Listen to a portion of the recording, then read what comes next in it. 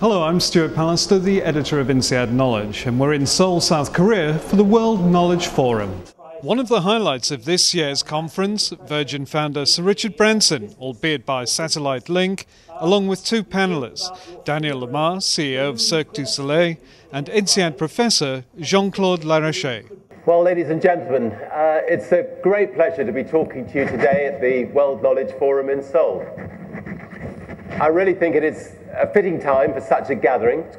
It's been an extraordinary last month in the world's financial markets, and I believe that now more than ever we need to share experiences and act in a coordinated way to guide the world's economies through the current turbulence. I was pleased to see the world's governments take such decisive action when they pledged to invest hundreds of billions into banks around the world. This should help to restore confidence in the banking system and free up money that has been frozen as banks become too worried to lend to each other. The leading economies need to act fast to ensure we shore up confidence, restore calm, and try to lessen the impact of this financial crisis on the wider business world. Well, many people blame this sudden crisis on a decade of easy lending and prosperity across the world, which started in the aftermath of 9/11. Personally, I think that's far too simple. For while it is true that in the US, UK, and many of our European neighbours, the regulations and controls may have been too lax and the interest rates too low, the growth in much of Asia should be applauded. So we're now in 2008, and how the world has changed a great deal. Where once we were ridiculed for our expansion, Virgin's approach to doing business has become a studied phenomenon at business schools like Harvard and INSEAD. And I hope that the reason Virgin has been successful and continues to be successful is that we recognize that the public genuinely care about how the companies in which they choose to invest their trust, their loyalty, and their money behave in the marketplace. For many companies out there, it's worth remembering this. And if they don't remember this, governments must come down hard on them, no matter how difficult it may be for a politician to take on a big corporation. For real competition is what makes people strive to deliver a better product. Well, despite the events of the last few weeks, I firmly believe that if monitored properly, capitalism does work. Every other system has been tried and it has failed. But capitalism still brings with it extreme wealth to a few individuals and companies. To become top of your profession as a businessman is no more difficult than going to the top of your profession as a nurse, or as a doctor, or a journalist, or politician. But the difference is that reaching the top of your profession in business brings excessive wealth with it. And therefore, with wealth comes responsibility. Therefore, those who do command huge wealth have an equally huge responsibility to use that wealth constructively, to look closely at how they can possibly redistribute that wealth for the collective good. For example, if somebody sells a company, they must not leave that money wasting away in a bank account. They should use that wealth creatively to change society, to start new companies, to expand their existing businesses in new regions of the world, thereby employing more people and bringing opportunity to areas which may previously have been exploitative and monopolistic. Wealth should be used to challenge the established way of doing things and try and make a real difference. If one's running a company, there's not only an ethical responsibility, but importantly, there are human responsibilities. I fear that the majority of major companies forget this fact or hold it very low on their list of priorities. I've always believed that there's no point in going into business unless you're going to make an enormous and positive difference.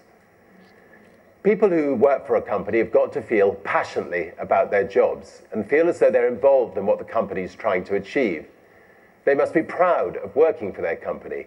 They must look forward to going to work every day. They must feel part of the brand. They must literally feel part of the mission. But when the world of setting up new businesses for Virgin, a world that I love, start to occupy all of my waking thoughts, I try to remember the words of President Roosevelt 100 years ago when he rebuked men of vast wealth who do not fully realize that great responsibility must always go hand in hand with great privilege. In the same way that he believed that great countries have great responsibilities. And I've always tried to keep those sentiments at the forefront of my mind. I truly hope that Virgin's announcement that we would invest $3 billion in the next 10 years in renewable energy sector, using the dividends and the equity realizations and other profits from our transportation businesses from around the world, will encourage other major global companies to follow suit. I fervently believe that companies like ours have a duty to not only develop the most energy and environmentally efficient futures for our existing businesses, but also to invest in the future sources of renewable energy and fuel that could make such a difference to securing the technological and industrial future of Western society in the United States. We call this Virgin approach to business Gaia capitalism in honor of James Lovelock, the well-known scientist who defined the skeptics in the 1970s to warn the world about the impact that climate change would have. I believe this, together with our branded venture capital way of doing business, will help Virgin to make a real difference in the next decade and not be ashamed to make money at the same time. As a result, we've embraced the dichotomy of being a transport operator investing in a green future. The program will even involve space, the final frontier. Without space and the work of organizations such as NASA, we would not even know or understand the realities of climate change. Without space, we would not feed the current population of the world. Space could also provide the answer to the necessity of future air travel without atmospheric impact. However, sadly, space launch technology is still in the dirty, polluting, and carbon-intensive Cold War era, and there's been no private investment in viable space launch systems using renewables. Well, we aim to change that as well through our space launch company, Virgin Galactic. We're making a considerable investment in developing the world's first environmentally benign space launch system, which will eventually be capable of carrying not only people, but also low Earth orbit satellites, payload, and even science experiments into space. Construction of the first commercial version of our spaceship is almost complete, and flight testing of the launch mothership, called White Knight 2 and named Eve after my mother, starts next month. And the testing of the spaceship itself begins in 2009. Through this investment, and with the help of our first customers, we believe we can transform the levels of safety, commercial viability, and environmental impact that have previously dogged the world's space programs, which have almost universally been piggybacked off military projects. And I believe that only through private investment in space launch systems will we reap some of the huge benefits that access to space can offer future generations. We can also give thousands of people from across the world a unique and life-changing perspective of our planet. I believe that it is only through the private sector making dramatic investments in new greener technologies, which have the capability of reducing our carbon footprint in every area of human endeavor, that mankind has any chance of surviving the turbulent 100 years ahead of us. We cannot just leave it up to the manufacturers of computers, power stations, ships, buildings, trains, planes, cars, and any other energy-using devices to put our house in order, but rather companies in every sector have to get involved in investing now in carbon efficiency, rather than seeing environmental issues as some sort of charitable adjunct to their normal day-to-day business. If we can achieve this, humanity will dramatically increase its chance of survival for long enough for us to actually go out and explore the stars. Thank you very much.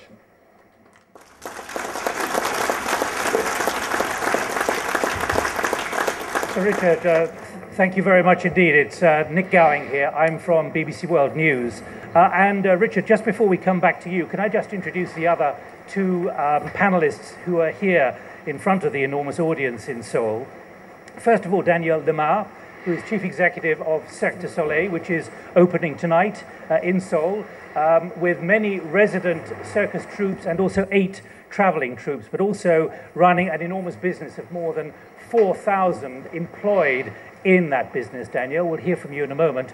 And also the view of those who examine the theory. We heard Richard talk about INSEAD and others who've done case studies like Harvard on Virgin. Jean-Claude Larréché, who is a professor of marketing at INSEAD at Fontainebleau outside of Paris. Welcome to you as well. Can we move on when it comes to creative leadership and entrepreneurship, Richard? How creative is your entrepreneurship having to be at this very moment? I think we're fortunate that we do have 250 businesses, so some may be going well and some may not be going so well, but because we've spread our interests, all in all, we're quite well cushioned. In a recession, you have some pluses.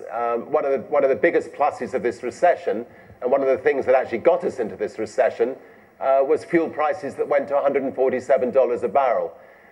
Fuel prices have come right back to $80 a barrel, and I think they're likely to stay weak and actually get weaker because of the world recession. So I think over the next 2 years, we'll have fuel prices coming right back to something like $50 a barrel or lower, which will, I think, help get the world out of the recession.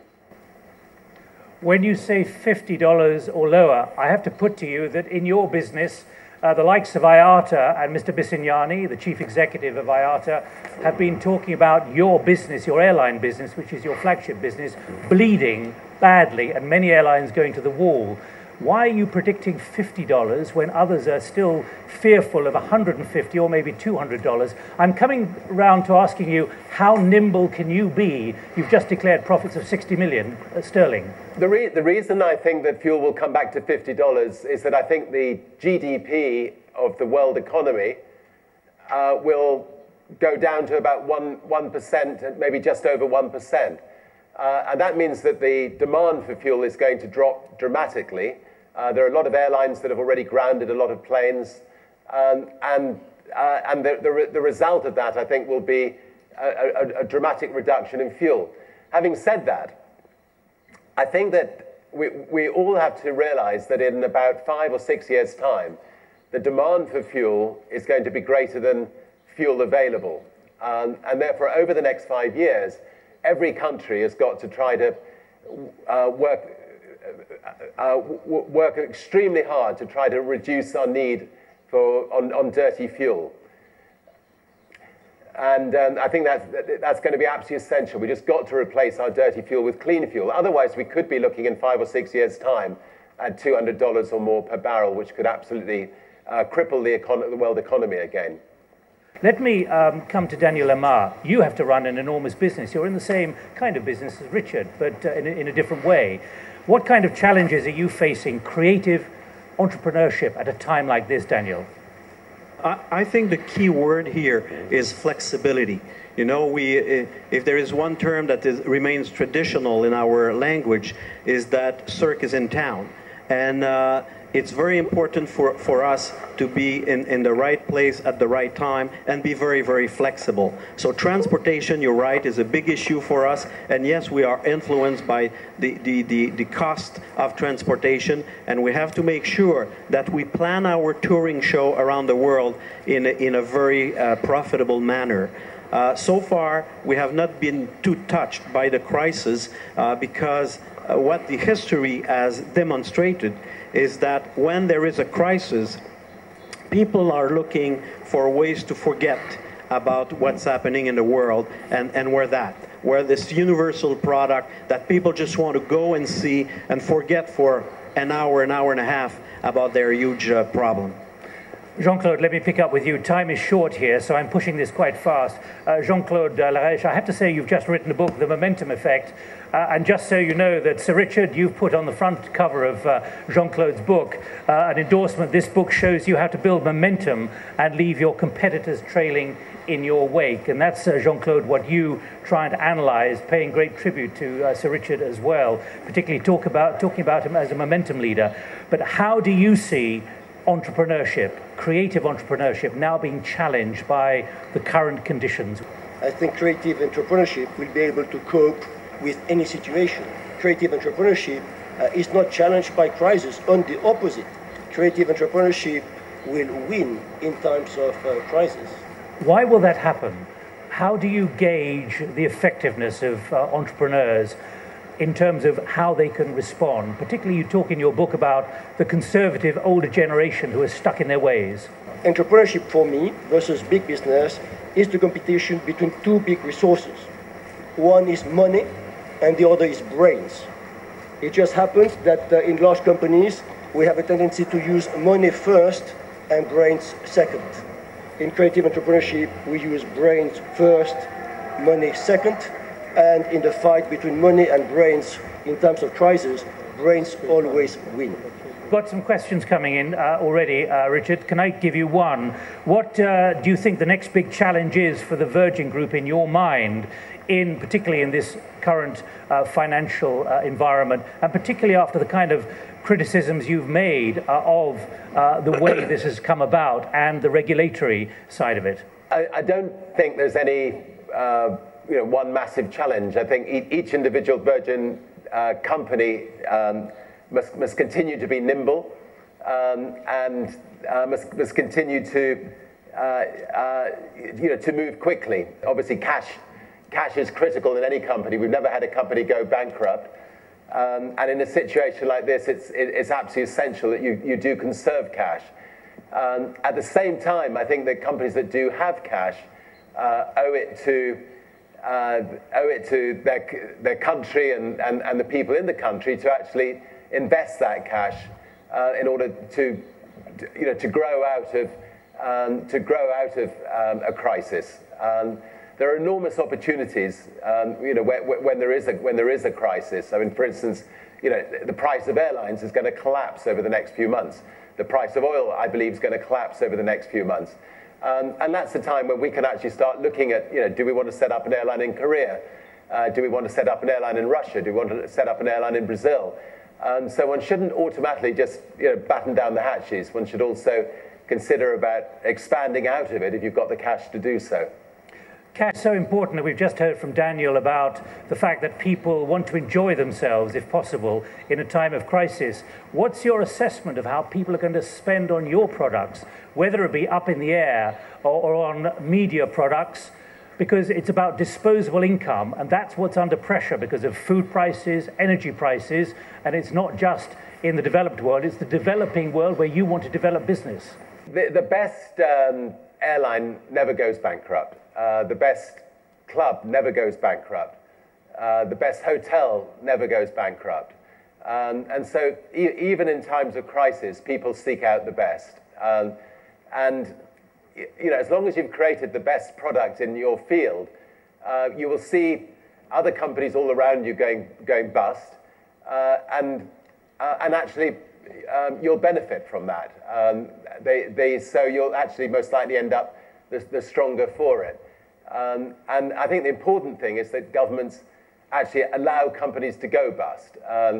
The American government, too often steps in to try to prop up, for instance, ailing airlines that should be allowed to go bust, which will then allow new airlines to set up in their place, which will be much more efficient. Jean-Claude Larréché, your perspective, you don't have to worry about shareholders. You analyze all of this. When you hear Sir Richard say that, do you agree with him, particularly about the fortunes of those who go bankrupt and why they go bankrupt and who will survive? The best of the incumbents, so that are able to transform themselves, are surviving and doing well. The entrepreneurs that know what they're doing are doing well, and a few others are disappearing. And it's normal. It's part of capitalism. That people, that are the best survive, and that unfortunately others disappear. And we have to accept it, except when there's a huge crisis with consequences that are too broad, like right now in the financial services area. Let me pick up another point with you, Richard. You said, I firmly believe that if monitored properly, capitalism does work. You did not use the word regulation. Or you didn't use the phrase state intervention, which obviously is high on everyone's minds, just to save the banking and the financial system at the moment. We've just heard Bertie Ahern, the former Irish Prime Minister, saying government works best when it points the way and does not get in the way. So the kind of monitoring I was specifically talking about was the monitoring that encourages competition. For instance, British Airways and American Airlines, the two biggest airlines in the world, they want to merge. And that obviously will be bad news for the consumer. And it's essential that governments intervene and tell them, just get on and compete. I mean, stop this rubbish about trying to, create a massive global monopoly. And so governments have to stand up to big companies like that. I mean, obviously it's in their interest to merge. They'll make more money in the short term because they will be able to dominate and they'll be able to monopolize. So that's the area where I think governments really must intervene. As far as banking is concerned, look, obviously there wasn't enough regulation, and we've got to make sure that we never ever allow the banking mortgage community to bring the world almost to its knees ever again. So that there obviously has to be some better regulation in that area. Thank you very much.